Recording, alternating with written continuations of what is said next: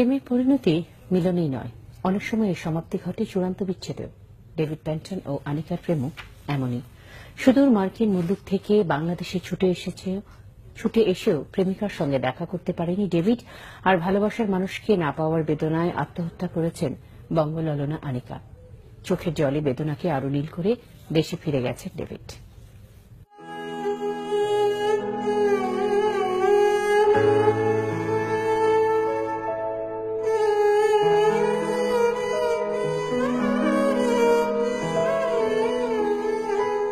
ক্যালিফোর্নিয়ায় 2013 সালে পরিচয় ডেভিড প্যান্টন ও আনিকার।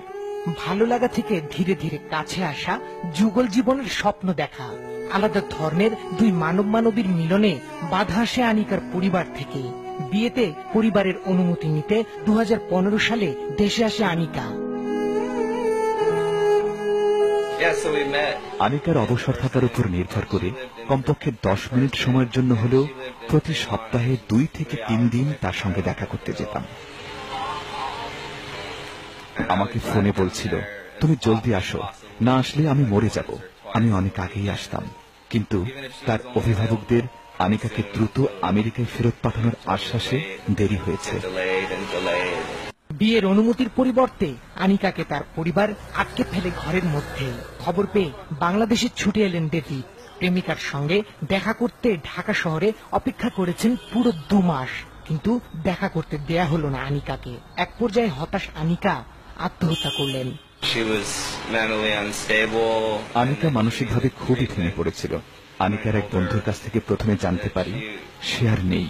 এর কদিন পর আনিকার দুলাভাই আনিকার মৃত্যুর খবরটি নিশ্চিত করেন। বয়সের ভিন্নতা, সংস্কৃতির কারণে পরিণতি সুখকর হয়নি।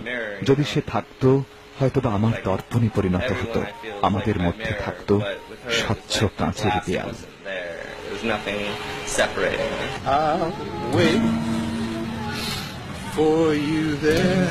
আনিকা এখন শুধুই স্মৃতি।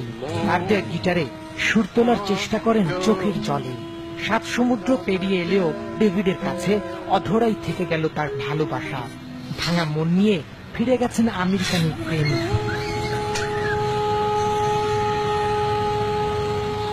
দীপন দেওয়ান, বাংলা ভিশন, ঢাকা।